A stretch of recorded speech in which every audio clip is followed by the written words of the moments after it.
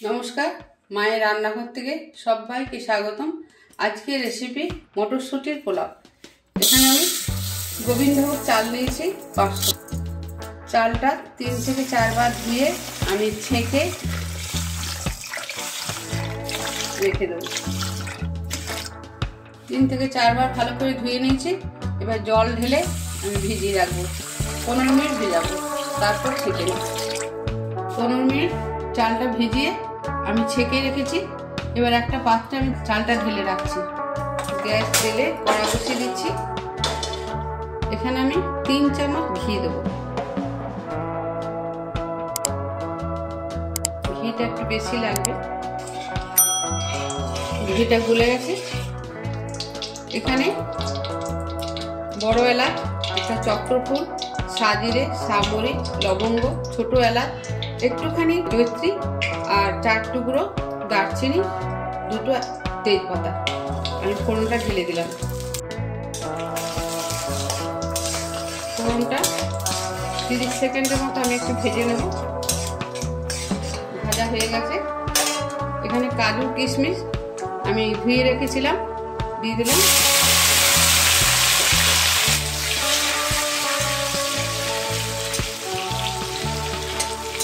আর মটরশুঁটি আমি ধুয়ে জল ঝরিয়ে রেখেছিলাম।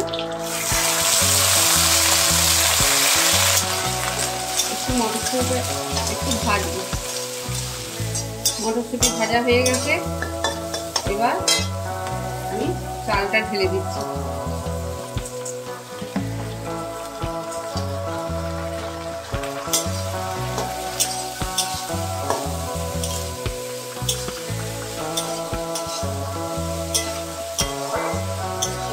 আমি 500 চাল নিয়েছিলাম, তবে এই যে ঘটিটা দেখছেন, এই ঘটিটা হচ্ছে আমার 500 ওজনের, এটা মাপ। এখানে আমি 2 ঘটি জল দেবো। জলের মাপটা অবশ্যই ঠিকঠাক করে দিতে হবে, নাহলে ঝুরঝুরে হবে না। এখানে 2.5 চামচ চিনি দিয়েছি। তো মিষ্টিটা আপনারা যে যেমন খাবেন সেইভাবে দেবেন। আমি একটু হালকা মিষ্টি খেতে ভালোবাসি। আর এখানে 1 চামচ নুন দিলাম।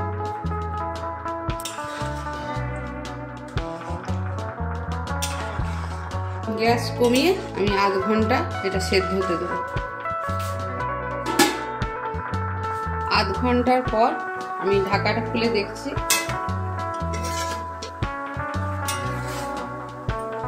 একটু জল আছে। গ্যাসটা একটু হাই ফ্লেমে করে দিলাম। দেখুন কেমন ঝরঝরে হয়েছে। এবার গ্যাসটা নিভিয়ে দিলাম, নিয়ে ঢাকাটা খুলে একটু রেখে দেবো, তারপর সার্ভ করব। একটা প্লেট নিয়েছি, আমি মটর পোলাওটা সার্ভ করে দিচ্ছি। যদি ভিডিওটা ভালো লাগে ছোট্ট করে একটা কমেন্ট করার অনুরোধ রইল। ভিডিওটা লাইক, শেয়ার, সাবস্ক্রাইব করার অনুরোধ রইল।